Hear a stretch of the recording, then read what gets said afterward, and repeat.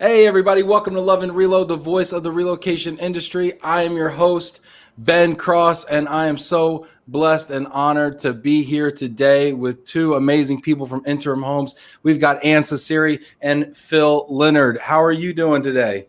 We're doing great. How are you, Ben? I'm good. I got two hands, two hellos. I think I got two names right. This is going really well so far. This is Happy great. Monday. This is great. Happy Monday. Today feels like a Monday. I don't know. These summer weekends, they're not long enough. Have you felt like this summer has been just a crazy wild one? Flown by. Yeah. Flown by. Does it feel different than a normal summer to you? Does this feel different than 19, 18, 17 did? I think there's been a pause of all of a sudden there was this deluge of activity, which really started back probably in April and May, which typically is as the demand wasn't that high, but I think now it's in full swing and it's just crazy every day. Yeah, it's after the pause though, it's back though. You're feeling like it's just going crazy right now. Absolutely. Let's see here. Throw it in the comments. I want to know how your summer is going. We're gonna do a little midsummer check-in here. It's July 12th, 2021. I want to know how your summer is going. Stacy checking in, super producer Stacy. Looking forward to the show. Stacy, how's your summer going back there? I don't even know how you find time for this. This is great. Thanks, Stacy. Appreciate you. Throw a like in there. Let us know what's going on here. And while we're waiting for people to kind of join here, Joseph, we got Joe Sorbonne here. This is great. And as we're kind of getting started here, why don't you let everybody know about Interim Homes? When did Interim Homes start? Interim Homes started in 2006. And I had a little bit different background before starting the company. I was in insurance housing. So worked with a lot of local insurance adjusters, displaced families, really did a lot of one-on-one, very personal, just trying to help people, get a roof over their head. They were just looking for something quick and something comfortable, just so they could get settled. I'm going to stop you right there because I'm very curious always to compare similar product lines, but different and different industries and applications. Were the expectations different in the insurance housing game? Absolutely. It was something, they wanted something quick. They wanted to get back to a sense of normalcy. These are families that really their lives were turned upside down.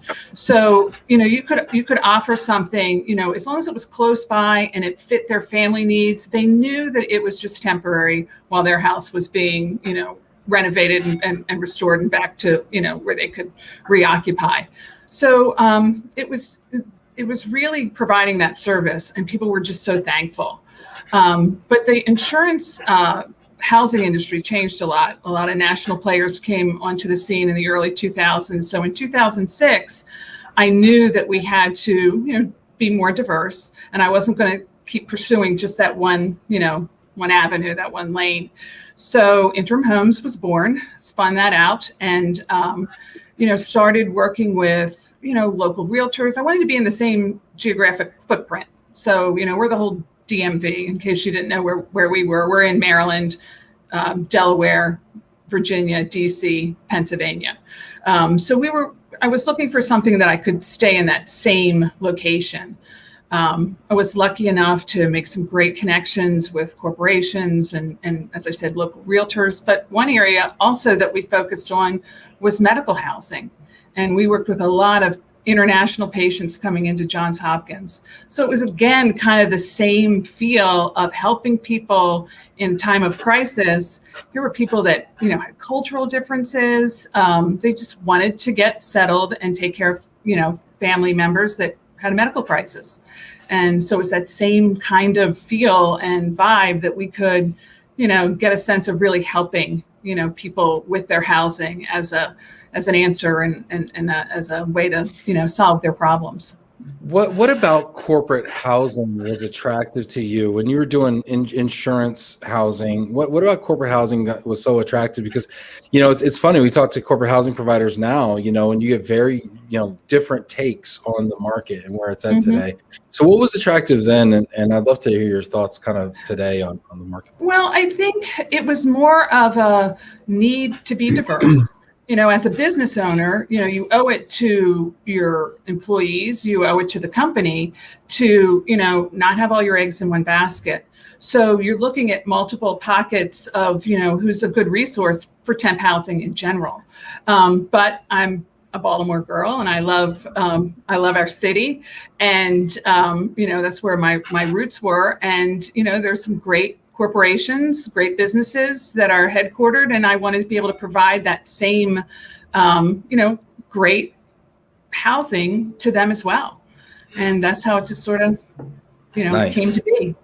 Let's see. We got some people checking in here. I want to hear your questions for Ann and for Phil. We're talking corporate housing here. We're going to talk a little bit about shortages. We're going to talk about opportunities now and in the future with corporate housing. We're going to hear about some really great stories of how Ann and Phil got here. Let's see who we got checking in here. Let us know who you are, where you are. Give your company a shout out. Sandra, Clary, hi, Philip and Ann. Nice to see you here today. And hello to Tanya from the team, who I know is out there as well. Look at that. Very cool. Shout out the whole team. Laura Goldberg, nice to see you, Phil and Ann. It's great. Tim Quirk, excited to learn about Interim Homes. Ann and Phil. Oh, yeah, glad you're here too, Ben. Thank you. Thank you, Tim. I'm just the asparagus. You guys are the meat and potatoes here. All right. Debbie Woodley. Debbie. Debbie's in the house. Hey, Debbie. Awesome. Debbie's great. Hi, Debbie. Let's see. Here we got LinkedIn users checking in. Fantastic. Darren Burley from Grable. Hey, from Seattle. What's up, Darren? It's good to see you. Jana in Rio de Janeiro. Happy Monday, everyone. Fantastic. Christina, this is great. We got Tina Peterson from Michigan. What's up, Tina? Tina was my realtor. What's up, Tina? Hope you're doing well out there. I want to talk a little bit about shortages and about some of the challenges that are going on right now. I was on a call today with one of my clients, and they were saying everybody's going into storage this summer. It was just a comment from the coordinator. And I think the best comments come from the coordinator level, right? Because they're really the ones talking to customers, right? Mm-hmm. Like, oh, this one's going to storage too. This one's going to storage. This is a household goods client. Everybody's going into storage this summer. Mm-hmm. And I found that really interesting. And I'm thinking, wow, if everyone's going into storage, first thought was why? Why is everyone going into storage? And I'd love to hear your thoughts on this. And two, what are some of the other impacts and ramifications of that for corporate housing? What are your thoughts when you hear that, Phil?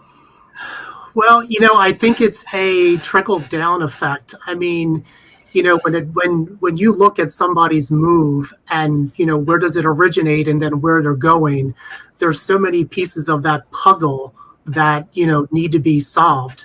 And coming out of COVID at this point, it really has backlogged many, pieces of that puzzle, one being household goods, transportation, container shortages,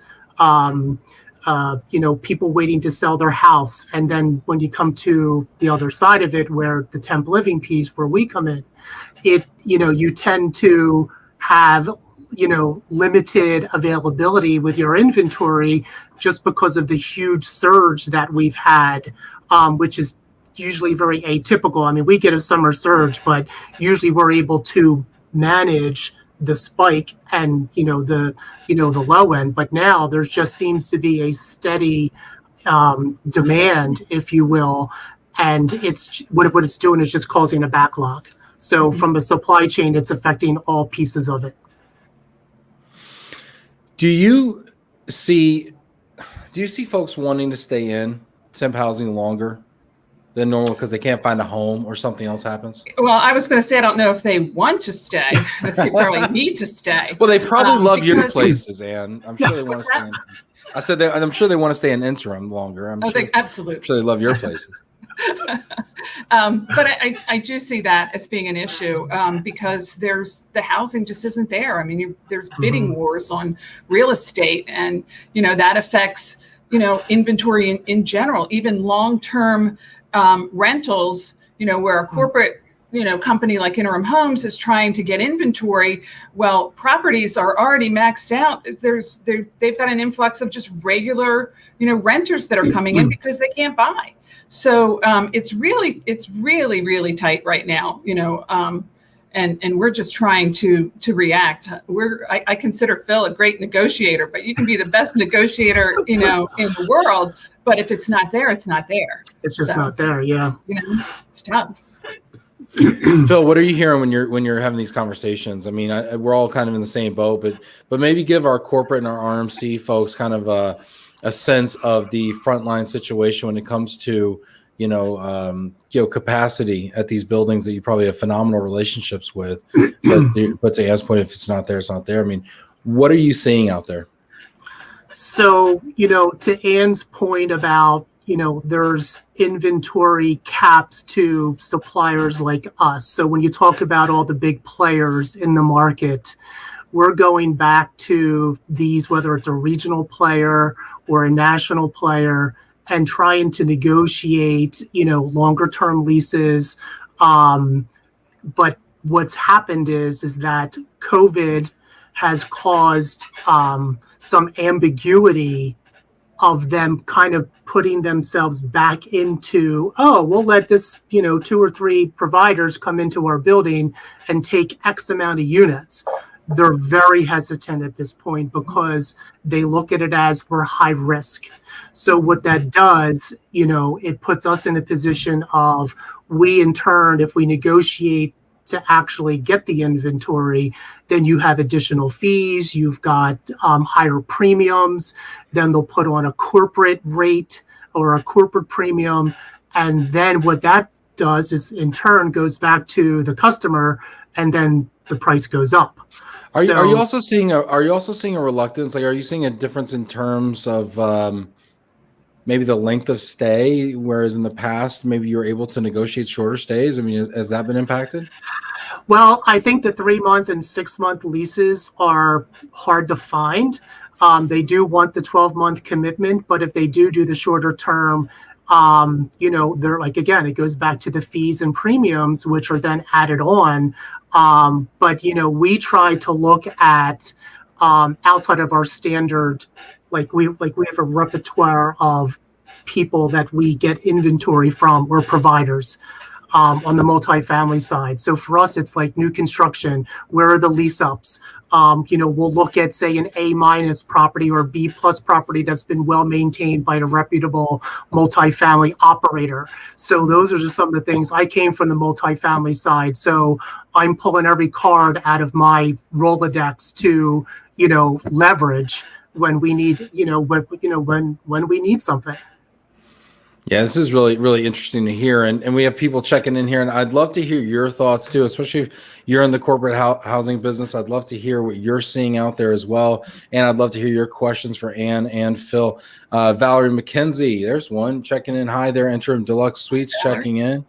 Val's great. Yeah, Val, I'd love to hear what you're seeing out there here in the middle of July. Let us know if you have anything to add. Pam Metzger, hey, from Colorado. This is great. Amy, any relation? Maybe. Maybe Maybe a family member.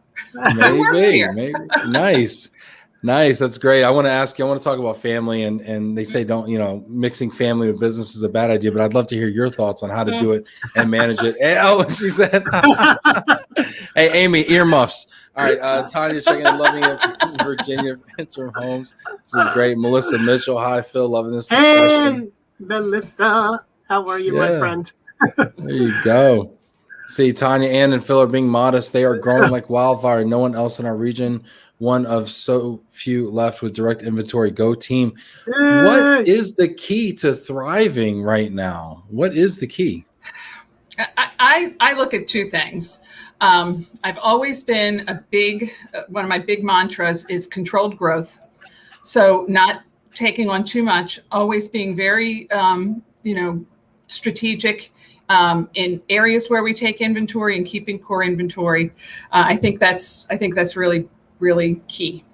And just to add, some of the things that I look at are, for me, my role is definitely lead generation. So, how do we build the pipeline of leads to support our growth and what our strategic plan is internally?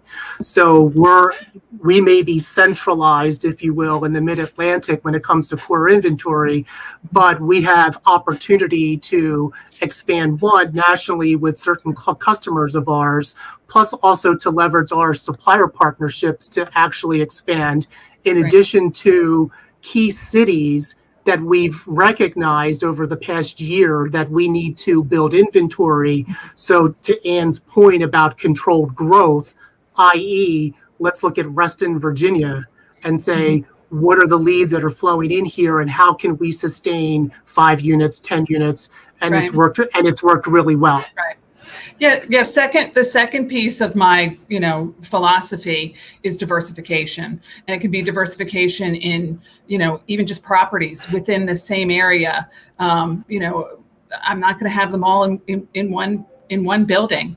We're not going to have everything in one city. We have to, mix that up, and, we have to have, our clients have to be from different, different buckets. It has to be, again, not having all your eggs in one basket and not reliant on any one industry to keep you, to keep you solid. And that's what we've done. And I think that's what's of value to our customers, especially relocation companies. We want to have the inventory in the, when they want it. So if we, have more resources, more funnels that are coming in, we can take on more inventory, and that allows us to be able to service everybody. So I just think that's a smart way, to run the business. So here we are. We're in the middle of probably one of the biggest crunches, that we've seen, and Phil's over there in charge of lead generation, and drumming up new business, right? Getting people excited for the brand and booking new customers, and he's probably out there just want to gobble up whatever leads he can. How do you, Ann, kind of control that and say, easy, Phil. All right. Easy, Tiger. Okay. Oh, great question. It's an everyday thing. Yeah. Calm down, Phil. Yeah. Can't do it all. But yeah, you hate saying no. I mean, honestly, you hate saying no. You want to say yes to everything. But, at some point, you have to look at, the numbers that you have out there and what's sustainable. And Phil's a smart guy. He gets it. We talk about it. I've got a great sales team, and, Phil spearheads that. But, we do have to say at some point, hey, we're capped out right now. How do you define what is good business and bad business for you, Ann? Because that's something I struggle with as an entrepreneur. I hear really savvy entrepreneurs talk about that all the time. Not all business is good business. Sometimes that's lazy operations, and sometimes that's really shrewd strategy, right? And so how do you determine what is good and bad growth? Well, I think we spend a lot of time on the front end. We do a lot of investigation, especially if it's a new customer, somebody that's new, and we do a lot of research. Phil's really good at that. The team is really good at that. So, we try to, put a lot, of thought into making those decisions. We have established clients that we know that we've worked with for a long time that are trusted, so we have built long-term relationships. So those we always want to maintain. That's always, it's not to say that, that good business could go south at some point, but, you do your due diligence, you try to, do the best that you can and try to be smart about it. And a lot of that is just based on research and investigation and gut, following your gut. Well, and just to add to Ann's points, my methodology is really a consultative approach where when we identify customers, there are certain drivers that will produce what we expect as a customer. So, I always say, let's build out our ideal client profile and what are the 5 drivers that really tie back to our success. So if we hit on all 5, 99% of the time, we're going to have a customer, one, that we can build and grow and then create that loyalty back to Interim, because we know we can do it on the service side. You know, I love what you're saying here, Phil, and I just want to double click on this for a second, because I kind of consider this client persona. And I've done a lot of work on client persona in my business, and it came from actually this show. I was interviewing Fiona Mugino from Expat Partners over in France and Antonio Lamb, who's an immigration attorney in the UK, and they talked at length about client persona and how they spend so much time identifying their client persona, and it's really kept them in their wheelhouse where there was a lot less friction and a lot more success, higher success rate. What are some of those client persona factors for you guys? So when we look at a particular customer, one, we look at geographical zone that one, either they operate in or they send people to, and then how can we support that? Two, are they centrally located in the DMV where our corporate office is? It doesn't, let's start there in our own backyard. And then it's like, okay, well, how many moves a year do they have? What's their budget? Do they have an internal relo department, or are they doing it in-house? So there's certain pieces of all those Q&A when we do that needs analysis up front, and then the team will come back to me and say, okay, here's where we sit. Then we kind of like dissect it and say, okay, is this a customer that we can support? And then even if it doesn't hit on all five, I don't want to look at every customer and say, oh, well, they're not 100% us. No, because you know what? Customers fluctuate, month to month. Here's a customer that we can take, make a customized solution. It may not be the best fit for us, but you know what? It's somebody that we can rely on and that we can support and service, and it's a win-win for both. So, I always hate to say, one size fits all, because I'm all about customization and I'll make it work. Yeah. I think that's interesting. I have about 5 or 6 points as well. And if people hit all 5, it's going to be a home run. If people hit 4 out of 5, it's still probably going to be successful. It's just going to have a little bit more friction, maybe, or a little more risk, but it's probably, so I think people should really, entrepreneurs and salespeople out there should really spend a lot of time on the client personas and developing client personas. Because I was also that salesperson that was just out there like, hey, it's summertime. If you're a salesperson and you're selling heavy in the summer, operationally, you got to watch out in the fall and the spring, and see how that really plays out, because you could end up with a lot of bad apples in your portfolio. Absolutely. I mean, every customer is, reviewed very carefully. And, when we onboard a customer, we have a very specific process on how we onboard new customers. So it's communicated internally. Every person within our organization, every department understand who the customer is, what their ABCs are, if you will. So that way, when the first booking comes in, everybody already knows what to do. We got a question from this really handsome guy right here, Ben Cross, SCRP. What are you seeing in the market? Yeah, put that out there to everybody in the comments here. What are you seeing in the market? We got a bunch of people watching on LinkedIn. I'd love to know what you're seeing in the market. We got Jamie Massler on here. He's an expert. Joining late. Cheers, everyone. Jamie, love to hear what you're seeing in the market. Let's see what Valerie has to say. Same, the premiums for those short-term leases are making it challenging. We price ourselves out, so it's all about getting creative and taking calculated risks. Interesting. Let's see here. Debbie Woodley. Debbie's got a question.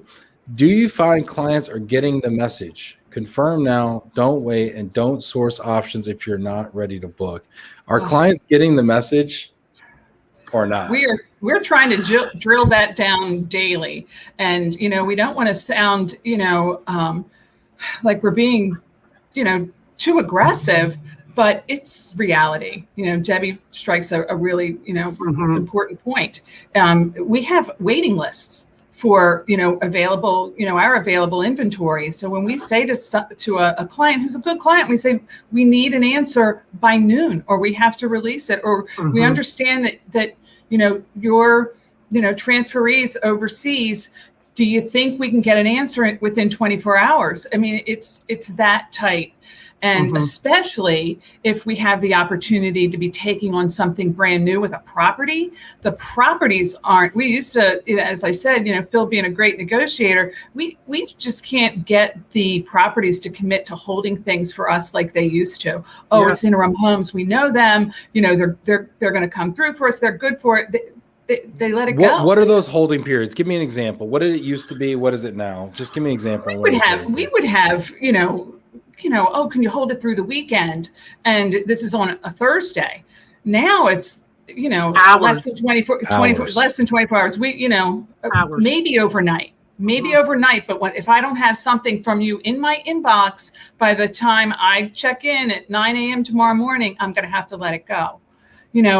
Or on the other side, well, this particular 3-bedroom is on hold for someone, and we're like, can you let us know if it comes off a hold? And we're like, dinging them every half an hour. Have you heard anything? Can we book? We're ready to book. And it's that fast. It is that fast. Yeah. And Phil and I were talking about, we were working with one of our customers, and she sent a note out to us, and she said, I'm really sorry if I've missed any of your emails. I haven't been this busy in 15 years. Yep. And we're like, Wow. We get it. Was she a relo? Was she a relo client, a corporate person, an RMC? She's through a supplier partnership, and she's one of the coordinators, and it's crazy. Yeah. It is. I mean, when you look at, from a sales end, you always say, oh, create the urgency to obviously convert. Well, I'm here to say we actually mean it. Yeah. It is. Clients look at you sometimes like, oh, that's just Phil. He's just blowing smoke. He's just trying to get me to book something. Yeah. Right. Yeah. It's legitimate. I mean, I remember I was going to buy a car 2 weeks ago. I was going to buy a car, and this guy was like, these are really hot right now. I'm like, yeah. Show me the car. I'll talk to my wife. He's like, well, can you bring her back by 6? And I'm like, yeah, well, we'll see. And I ended up bringing her back like two hours later. Car was sold. Mm-hmm. And he's like, we get these, like, these cars are sold in 7 to 8 hours. They hit our lot and they're sold the same day consistently. Yeah, well, we have an internal sales team, and if there's only one unit that's able to book, you've got multiple people selling it. So communication is key internally as well, because my thing is first one who books and signed a lease. I mean, bird in hand. So I mean, that's my motto, and I just make sure that the internal team really has that collaborative discussion all day long. So we could lose a unit by the property or by a teammate because they're quoting it and they're the ones getting back faster. Yeah. We got some great comments coming in here. Sandra, Tanya, this is great. I'd love to hear, what are you seeing out there in the market? Any questions you have for Ann or Phil? Let's see here. Sandra saying, as I observed events last February, March, April, when all this began in the U.S., those corporate housing companies who came through better seem to be those whose culture considered their own providers and partners to be clients and just as worthy of best care as those corporate and RMCs. Having great relationships and performance resulted in flexibility to stay sound. Well said. Very well said. How has last summer impacted this summer? Wow. I guess from my perspective, I spent last summer really laying groundwork for interim. That was really my, first and foremost, to do was to really assess and then really set up basically the sales engine for interim. So it really allowed me to do that and understand. I mean, I understand corporate housing really well. So for me, it was like, okay, what levers do I need to pull? Ann and I were in constant conversation every single day and kind of walking down the path as to when this opens up, we're going to need to be ready. So how do we do that? So when you're talking about resources, you got people, then you're talking about inventory, then you're going, how do we procure? What do we need to change internally? We have a sister company, Domain Rental Furnishings, which is our supplier of all of our furniture. How do we support our business with supply chain issues? So, I mean, the list goes on. So those conversations were all discussed on a continual basis so we can be in a position for 2021. And we're really doing a great job of really executing on our plan. And that's really due to the leadership that we've been able to accomplish that.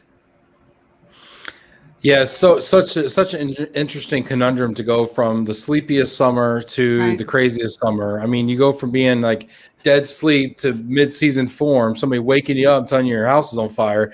You know what I mean? You're like, holy crap, I gotta get my pants on. I gotta figure out how to get out of this, right? Absolutely.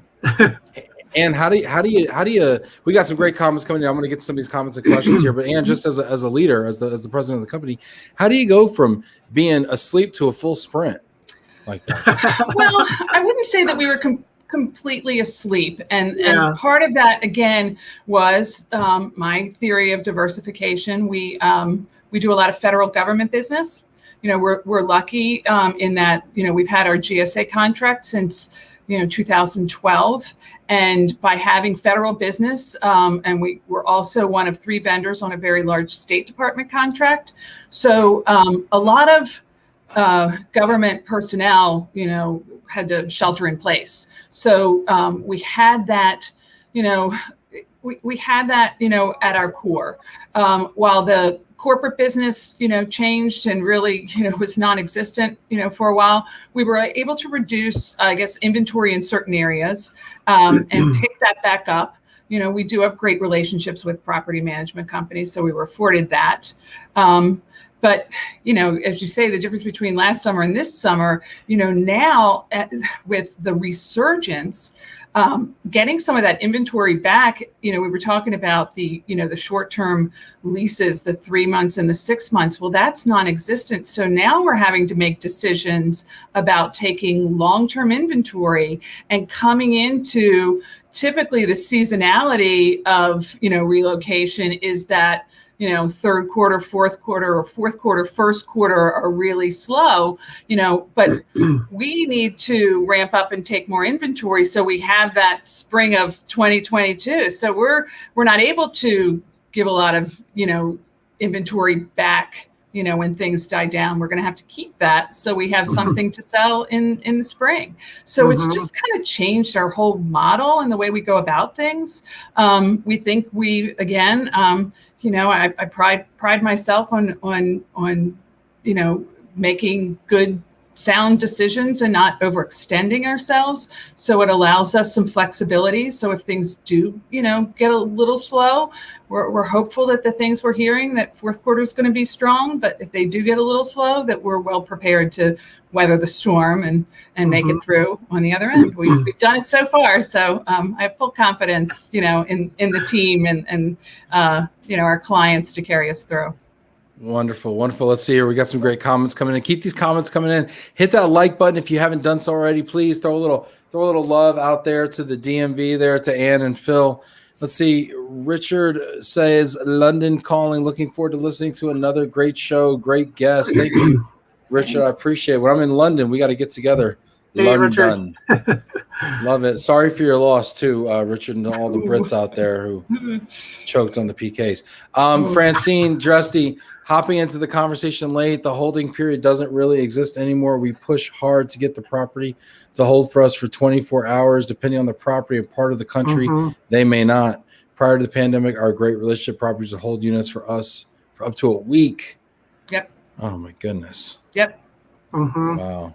I'm wondering here with this here, and Debbie says somewhere also, properties post inventory live, first come, first serve, no more hashtag, no more holds. Right. When she says they post inventory live, what does that mean? Well, that means that it's out there for anyone can book online. So you don't call and speak to a leasing agent like you used to and, ask them to hold it for you while you get a response, because it's open and out there for everybody. If someone else comes in and they want it, they'll just book it online. So it makes things very difficult. With it sounds like speed is really essential. Is there a way to utilize technology to shorten the cycle, the communication cycle, in your opinion? I know this is a slippery slope, and it's a really charged topic in corporate housing, but what are your thoughts on that? I was going to say, I think from technology, so the fact that we have so many platforms and so many layers I'm finding it hard to think that there's a silver bullet to really effectively streamline our process. Properties like multifamily side, they want people to book unfurnished apartments. So that's why they show visibility into their unit. So we have the risk every single day of saying, oh, we want this unit, time we get back, it's gone. So it was rented because they've got 5 leasing people in the office and they're all fighting for the, first one to rent it.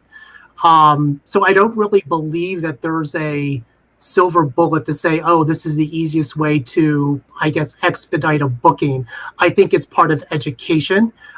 So whether it's the relo counselors or your internal sales team, I train them to, one, educate, let them know what the landscape is as to what they're getting into, especially if it's seasonality, region.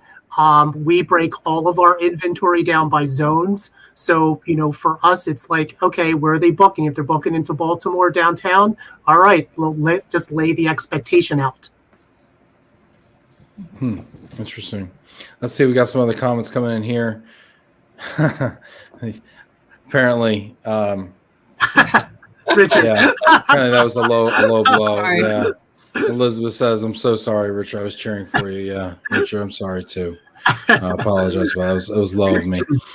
Let's see here. Tanya says, even while we are hearing many employers offering hybrid work, they seem to also want to invest in opportunities to get employees closer to teaming, cultural preservation, and so anticipate the demand to build for different kinds of temp living needs. Client policy is changing with this new world for relo and business travel, so creative and nimble solutions are key. Mm-hmm. How have you seen requirements change and what your clients are looking for? Have you seen any change in that in the last 12 months? Yes. I mean, we have a couple customers where when we're doing forecasting calls with them to kind of lay out the balance of, 2021 and what does 2022 look like, the first question that we'll ask is, what does your workforce going to look like moving forward? And have you made changes in how you're approaching your temp living assignments or what their packages look like and what are you offering? So those are probably some of the things to kind of revisit with your clients. That would be the first thing that I would do, to say what has changed, because I think at that point, then you can kind of move forward and develop a strategy to support your customer based on those changes. And have you seen an increase in the amount of, like, say, 3 bedrooms versus 2 bedroom or 2 bedroom versus 1 bedroom? Have you seen increase in, pet? What are you seeing as far as like demographics or type of units? I would say the main thing that we're seeing is the ability to set up a home office. We're seeing that a lot. So where people would take a 1 bedroom, now they want to take, a 2 or a 3, have a little bit more living space. They could be doing, as to Tanya, as she was saying, a hybrid role. They're partially in, they're partially work from home, or they could be doing that, as part of their temp living before they're doing a full relo. So we're seeing that a lot. I do think people are making their temp living much more homey. I think people are, certainly we're in locations where people can either, fix their own meals and eat in, or they can, bring in, and dine out, whatever they choose. But, people want to be close to restaurants. They want to have the ability to, yes, bring their pets, bring, their kids, especially when, people were traveling and school was still out, they needed extra bedrooms just, so the kids could play while they were, on a Zoom call. So, we're seeing things like that, and we adjust, and as Phil mentioned, we have a sister company that does all of our rental furniture, domain rental furnishings, and not only do they support us, they support other corporate housing providers and clients, and they've had to beef up their inventory and get things like, extra twin beds and extra desks and, work chairs and things like that because of these, extra needs that they're hearing. So are they stocking a lot more home office furniture nowadays? They are. Maybe some standing desks or some. And it's hard to get. It's hard to get. So we have to tell some folks, or they have to tell some folks, hey, it's going to be a couple of weeks before we get it back in stock. It's still on a container somewhere. Wow. Yeah, it's tough. Let's see. Francine Dressy saying most of the moves in temp housing are family moving. Most have larger dogs. A lot of COVID puppies out there running around as well. What do you think about that, Phil? Yes. I think every summer there's always that huge demand of 3 bedrooms. It just seems like every time I'm seeing a lead come over, it's a 3-bedroom in Timbuktu. So it's like, how do you accomplish that when, I only need it for 30 days. So there's like a myriad of like checks in the box that like, okay, it's getting worse as we're reading. And it's like you wanted to help every single customer.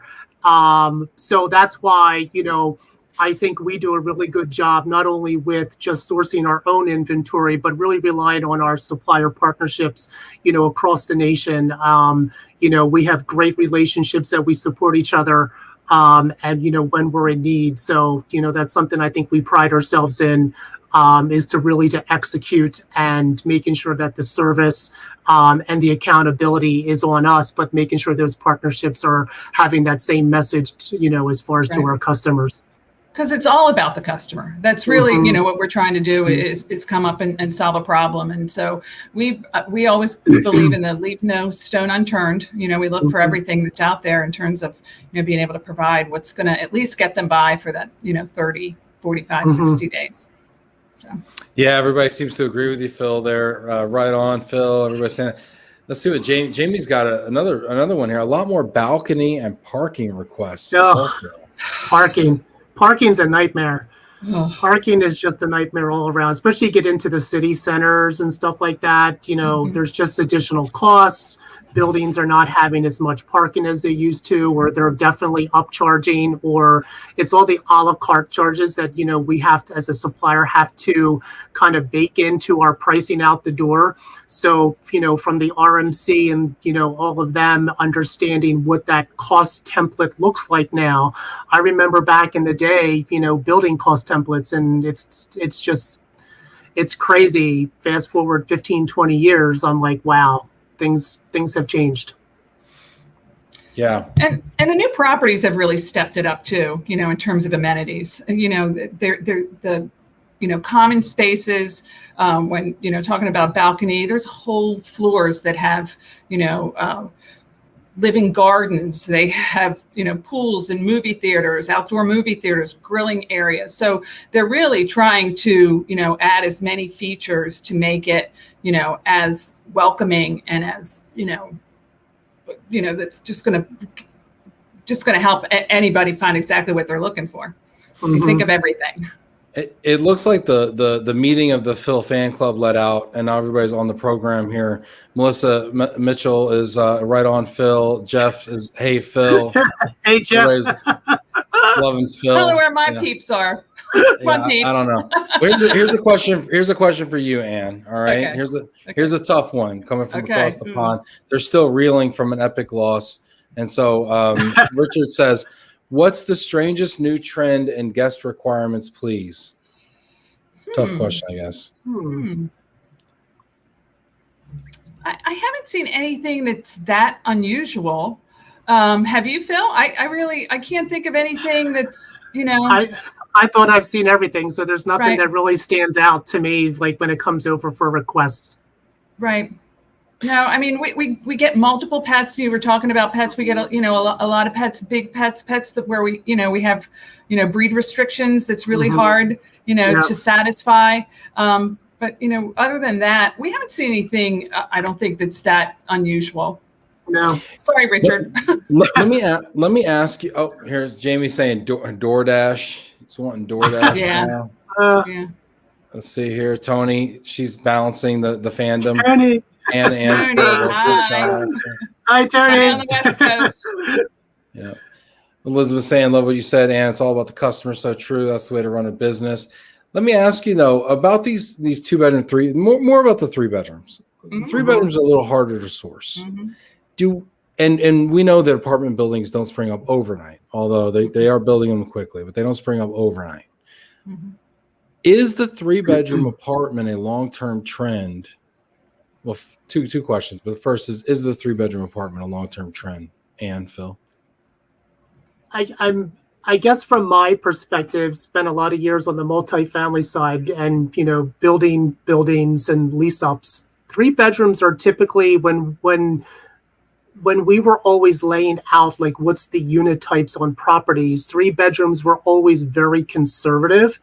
And then the fluctuation was between 2s and how the 2s were set up, whether they were roommate split, where they were a traditional 2-bedroom. So there was a lot of forethought going into unit types at properties. And right now you've got to get at least $3 a square foot when you build any building anymore. So at the end of the day, you're going to look at unit types, and 3 bedrooms are not going to be part of the large availability, and they go quickly. So once they may have 5 or 10 on the property, if that, and they're always occupied. well, I guess, and that's to my point though, right? If you have only several on the property and they're always occupied, does there need to be more of them? And then my other thought being, if we find that houses are becoming increasingly unaffordable, and I'm not sure when that's going to pull back. I know here in Texas, I think it's destined for a pullback, but it hasn't pulled back in, over a decade.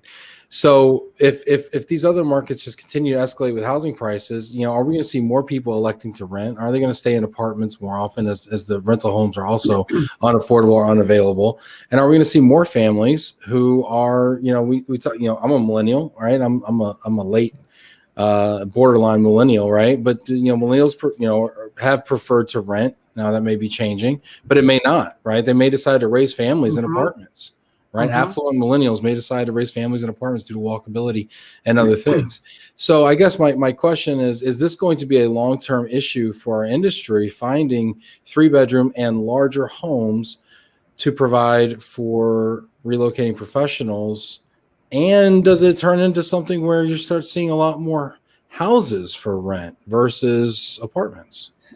That's what I was going to say. I think you're going to find some private owners that, recognize that. I don't think, to Phil's point, being, having the multifamily experience that he has, I don't think you're going to find large properties adding a lot of 3 bedrooms. I just don't think it's in their model, and I don't see that changing. But I do see that there's a lot of savvy homeowners out there, and certainly people that understand the need for temp housing, corp housing, vacation housing, and they could be a good resource for us. Finding those is hard.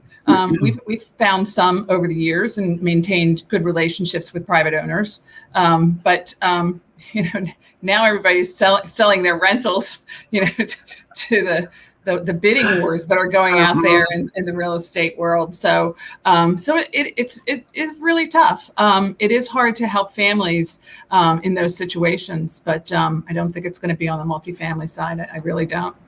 Well, and we also have a large segment of our business is also insurance. So when we're sourcing, we have licensed realtors, myself included, and, for us to search properties, that's even becoming scarce as far as renting on the insurance side. So it truly is a domino effect. We got some really great comments coming in here. Let's get to them here. Francine saying aggressive breed dogs are a trend she's seeing. Yeah. Is that problematic for you? Very, very. We hate saying no, but and some of them are you can't just put them all in the same box just because they're a breed. They could be sweet dogs, but the property says no. The property says no. Yep. Let's see here. Ruby says, I am seeing more private homes being offered on my end. Where is Ruby? Ruby, where are you? Can't see you, Ruby. Where are you? Give us some context. Love Ruby. to know where she's located. Yeah. Richard, are we talking Airbnb homeowners?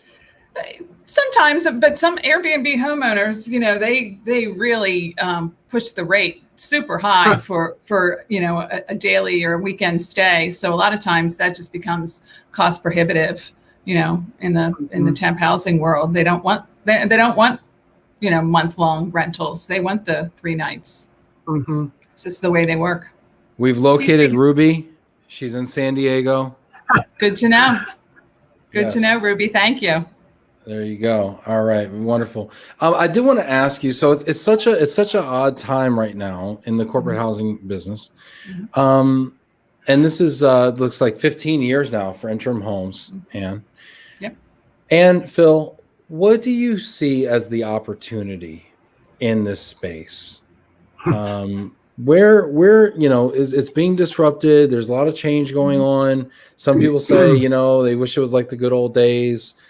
But what do you see as the opportunity in this space, and maybe advice that you might give to other operators out there? Go ahead, Ann. I think being a regional provider, primarily, we service our, core inventory, which is 5 states. So it's not small, and we're not super small. I would call ourselves a medium-sized company. I just think that we have an advantage in that, we're almost like mini destination services. We know the area better than anybody. We can speak to things better than anybody. We have the relationships, better than some, larger, national firms. Not saying there's a lot of good ones out there, and we work with, all of them. But, I really think things as simple as understanding commuting patterns and being able to tell people you really don't want to be in this location. You'd be better off being in this city because it's easier for you to, get to where you're going. With inventory being so tight right now, we're able to speak to those kind of things. We can put people in areas where we know it's going to be, relatively convenient. And I see that, as growing, to be able to be, really, experts in the areas that we service. And then being able to duplicate that with our partners nationally, people like us that are similar to us, that really are embedded and can help us with our clients and satisfy all of our needs, mutual, very very much reciprocal. And just to add, I was just say, just to add also, I believe that the opportunity, to Ann's point, I think technology is going to be a key piece of this evolution. It has changed a lot since 2007, when Choice Model originally came out. And I just think that if there was a solution that really was able to bring them all together, because you have either companies that are creating their own a la carte marketplace. You've got aggregators that are doing it. You've got suppliers that are doing it. And I think that if that could be solved, I think that would probably be the biggest opportunity. What's been the biggest hurdle in solving that, Phil? Go ahead, Ann. I was just going to say, we've invested a lot in our own technology, and I think previously, some of those technological resolutions were priced out of our reach. Now there are companies that are offering solutions that are affordable. It's still a big investment, but we're able to try to get ahead of the game to be able to offer online booking, if that's going to be the wave of the future, to look into some of these other ways that we can service clients, to integrate with all of these different platforms, and how we can kind of be able to service all of those with our own technology. So that's important to us. We see that as being how we keep our evolution going, and making ourselves as the best suppliers to our clients as possible. Yeah, I think that part of the, the integration piece of it, I mean, we're working right now on 3 different projects that are all AI involved, as far as showing inventory to allow a larger amount of lead gen, not only nationally, but also internationally. So it's how do we continually think outside of the box to drive more leads to our region that we do so well in? And then that allows us to expand. So Ann says 5 states. I say, so let's get to 7. How do we get to 9? And part of that is really, having the infrastructure or the ability to, support that many units. There's just been a huge evolution over the years when it comes to footprint. The bigger players some of them are no longer here. And then that is unfolded into regional players, national players to a degree, but there needs to be the support of the mid-size, operators that are boots on the ground. There are customers that still want that. So, when you go back to technology and the upcoming transferee, that demographic is also changing. It's not going to be the individual that wants your customized, this is my traditional corporate housing apartment. Ben, to your earlier comment, like the millennials, how do we satisfy them? There are new opportunity, and how do they travel, and what do they want? So for us, it's like, how do we stay on that cutting edge of doing that? When you talk about how do millennials travel, I've stayed in some corporate apartments in different cities with my family, well, alone and with my family. Mm-hmm. And I got to tell you, I've stayed in a lot of hotels too.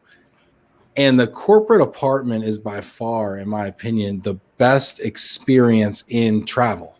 It really is. It's the best. It's probably the hidden secret.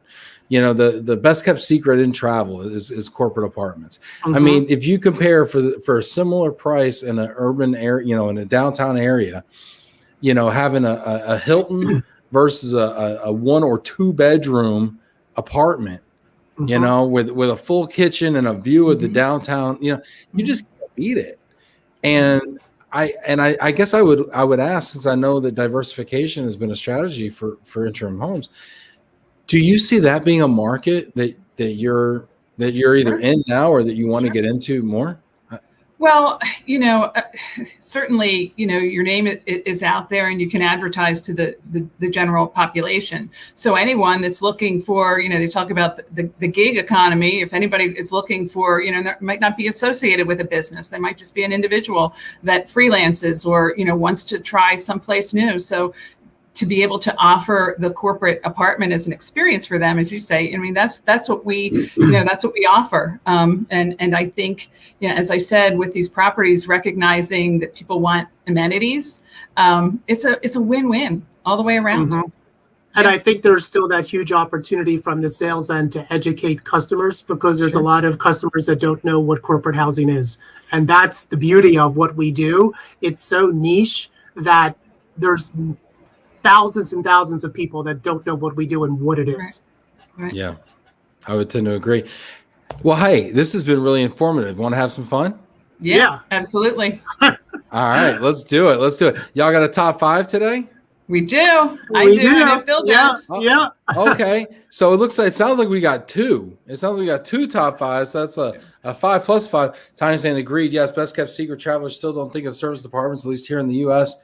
For sure. All right. So Phil, let's start with you. You got a top 5. What's your top 5? Top 5. Okay. So me, it's more about Netflix, Hulu, streaming series, because I like to binge watch with my wife. So, stay up till 4:00 in the morning. And what was the most? So last night I just subscribed to Peacock. Okay. Boss Baby on Peacock got me to subscribe to Peacock last night. Okay. What was the last streaming service you subscribed to? Probably Hulu. Yeah, because the internal monologue, right? We're sitting there and we're about to push the button. We're like, are we really doing this, honey? Are we really about to do this? We're gonna say, okay, here comes $10 a month. Boom, let's do it. Let's take the plunge, right? All right, we're doing it. That's exactly what I'm saying. I'm like, wait a minute, what's the cancellation policy? How long am I paying for it? And is there an out? And why do I still have a cable box? And how many of these do we have hitting us? And what's the math? Oh, forget it. Pour another wine. Let's do it. All right, boom. That's right. All right. So, what are your top 5 shows to stream? Let's go. Number 5. All right. So, number 5, Downton Abbey. Really good show. Definitely a period piece. Definitely, I would definitely give that a thumbs up. So number 4. We going to All right, number 4? Ah, yeah, I mean, how do you go from Downton Abbey to Sons of Anarchy? Hey, you know, Are you the same person? He's schizophrenic. Hey, you know what? Hey, to Ann's point earlier, you got to diversify. You know, Yes. you got to diversify. So Sons of Anarchy is your insurance housing. Downton Abbey is your corporate housing. I got it. Okay. That's right. Sons of Anarchy, number 4. And for those of you who remember Married with Children, Peggy Bundy, she plays a phenomenal role in that series. So definitely. Nice. I'll check it out. This is the one with the bikers. This is the biker gang. Yes. Right? Yes. All right. I've heard good things about it. Number 3. Number 3, Outlander. So this is more of a transverse, going into a different time, like time travel. Very cool. But also could be chick movie. So my wife loved it, I think, because of one of the characters. He didn't have a shirt on for most of the time. So I think that was a huge benefit. Hey, whatever it takes. There you go. Number 2. Number 2, Breaking Bad, for all you individuals who like a, drug movie. That's the one to do. I've seen a couple episodes of Breaking Bad. Yeah. I feel like I would love it. I never got into it, but I feel like I would love it.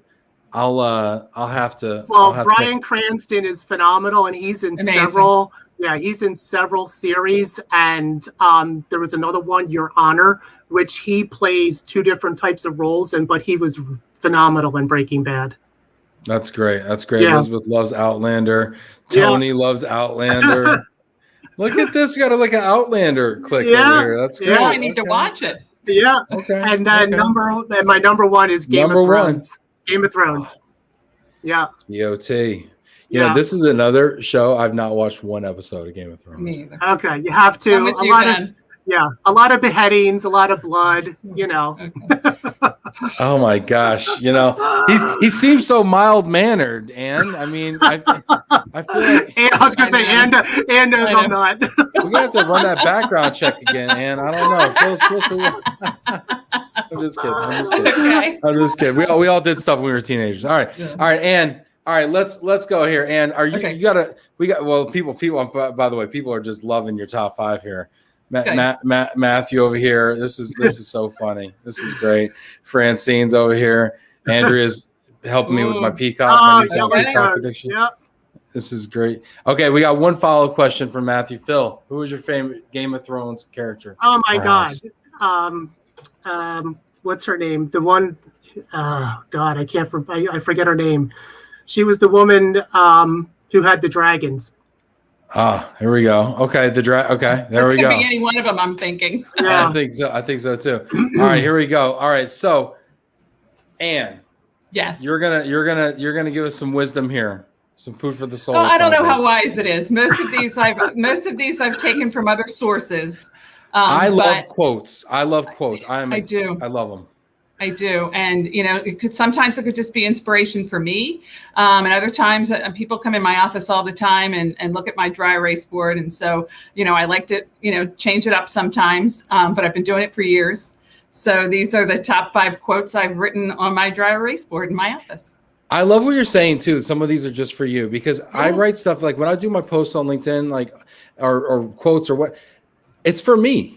I'm not telling other people. I mean, I'm putting out there because I hope other people can benefit from it because I have. But this is really, I'm like telling myself, okay, this is. I can't wait. All right, let's see. Number 5. Number 5. Learn to listen more than you talk. So I'll leave it at that. Is this for me? I'll leave it at that. I think that's pretty, self-explanatory. Oh gosh. Raise your hand if this applies to you right now. This is great. There you go. All right. Okay, cool. No, that's a good one. Number 4. Number 4 is. We're here for the journey. That's the Interim Homes tagline. And that just means we're going to take care of you from the beginning till the end. We're vested in every one of our guests, every one of our clients. We're here for the journey. I really like, I'm sorry. I know you're trying to get through this and you probably have a meeting and you probably got a hard stop and everything, but I love this one too, because I always talk about the journey versus the destination. And being present in the journey, and the journey kind of is the destination a lot of times. especially when you don't like where you end up. And it's like, well, look back to the journey and see what you learned, right? Right. This is great. Yep. Mike Quigley over here. Mike was listening the entire time, which is super hard for Mike Quigley, but he loved number 5. Oh, good. Glad to hear Awesome. it. Well, we haven't been to 1 yet. Yeah, I know. It gets better, Mike. Number 3. Attack this day with enthusiasm unknown to mankind. That is a football quote from John Harbaugh, the coach of the Baltimore Ravens. And it was like his family mantra. I heard him say it once, and I thought, I like that. We're going to do that every single day. So I believe, and the internet can fact check me on this, but actually Harbaugh, I think, learned it from Bo Schembechler, well, I who heard it was from the his original, father. but the original coach at Michigan, like way back. That's this is a Jim universe. Harbaugh. No, that's Jim Harbaugh.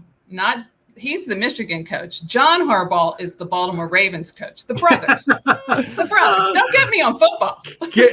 Okay. Yeah, I Well, wouldn't go there. This is like the official quote of Michigan football. Okay. Can somebody fact check this on Okay. fact check me on this one? Well, I think 'Cause both. Ann owes me a drink. If Okay, I think both Harbaugh brothers are claiming it as their own. So we'll Okay. go with that. Maybe it'll be a toss-up then. No, I love it. No, it's a Okay. great one. Number 2. This is a good one. If you have integrity, nothing else matters. If you don't have integrity, nothing else matters. It's one of our core values. I believe in it strongly. What else can you say? How do you define integrity, Ann? There's so many facets to integrity. I just, being, put your money where your mouth is, being your authentic self, always telling the truth. I believe in truth and honesty to the core. And sometimes it comes out, the honesty comes out, and maybe not everybody wants to hear it that way. I try to just be as authentic as possible. Love it. Fantastic. Yep. This is great. People are loving number 2. People are loving all these, it looks Good. like. Well, I'm glad to share them. Jill says, but Bo is the best coach of all of Michigan. Okay, there you go. This is great. People are loving number 2, Janet. Very cool. Okay. Number 1. Number 1, live every day at work as if it was your first. Live every day at home as if it were your last. And Wow. Well said. What can you say? What can you say? I love it. We love I I love love my job. I love my home. I love my family. You can make it all work if you take that, if you put that top of mind. Wow. This one gives me chills a little bit. Okay. This one really does. That's Good. fantastic. I love that Glad one. to I've hear. never heard that one before. That's really great. Yep. I have a question for you. Mhm. I would like a bonus top 5 on the spot. Ooh. Baltimore gal. Okay. Oh. Top 5 crab cakes in Baltimore. Ooh. Ooh, There's good one. so many. Mm-hmm. Well, there's Bo Brooks. That's a good one. Phillips, which is, not necessarily easy to find. They're more in Ocean City. Being in Annapolis, we have the Boatyard, which is great. We have, there's a place, there's another place that makes a crab bomb. I can't think of the name of it. That's amazing because it's like this big, and that's in PG County, which is close to us. I need that. I need that. A crab bomb. It's huge. But we love close to us, Mike's Crab House, delicious crab cakes. They're on the South River near Annapolis. So it's still in Maryland. They're all good. They're all good. So This is great. come This our is way great. and we'll take you out for a crab cake dinner. You know what? Don't play with me, Ann. Oh, 'Cause I will I'm come playing. there That's for real. and I I'll told eat me you. a crab bomb. Okay. Yeah. Hey, I'm an I like honest you. gal. Authentic all the way. So I might just There you do 2 weeks from now. I'm going to be in the Northeast. So I might be bopping around. Elizabeth Soley also wants a crab bomb. I don't know how many crab bombs we can order. If there's a limit, but this is great. G&M has the best crab cakes. G&M, you know what? That is fantastic. They're wonderful too. You put me on the spot. I couldn't think of them all. I love it though. You perform admirably. This is great. Oh, thanks. People are loving quote number 1. They love them all, but quote number 1 really got people. I think that's going to go on a lot of whiteboards. This is Yep. great. This has been fantastic. You've both been wonderful. I know we're over time. Thank you for hanging in there with me. Absolutely. I've learned a lot. Thank I've you. really enjoyed the conversation. And Phil, I always do this, and I'm going to do it here, even though we're over time. Is there a final thought you want to leave folks with? Phil, I'll go with you first, and I'll allow you to close this out. Phil? Love what you do. I mean, I've been in this business for a long time. I stepped out for a number of years and didn't think I'd step back in, and I did. I had a wonderful opportunity with Ann and the group, and it's just it's been a wonderful resurgence back into the industry that I know so well. So yeah, just gonna love what you do. Awesome. And mine is very similar to that. I say every day, there's not a day that I'm not happy to go into work. And that, as I lose my earpod for the last time. I do. I love getting up in the morning. I love coming in. I love doing a great job. I love, the people that we have, our clients that we have. Even on your toughest day, it's still rewarding. It's just as long as you can laugh. Yeah. Got to be able to laugh. Got to keep a Absolutely. sense of humor. Yeah. This is great. Janice, if you get to the Northeast, give me a call. Philly girl. Hey, I'm going to see Yeah. Jack. I think I'm going to see Jack Jampel, so I'll be in your neck of the woods, Janet. Sounds good. Yeah. I'll touch base with you. Hey, this has been a lot of fun. Great kickoff to another great week here on Love and Reload. We got some really wonderful guests lined up this week. So thanks everybody for being here. We couldn't do it without you. Thanks to everyone who got involved in the comments, left great questions, shared their point of views and insights. Hit that like button, hit that round of applause button. Send Ann and Phil off with a wonderful little round of applause here. Some Thanks. Love and Reload love. Take care, Ann. Bye, Phil. Thanks, y'all. Bye-bye. You too. Thank Thanks, you. Ben.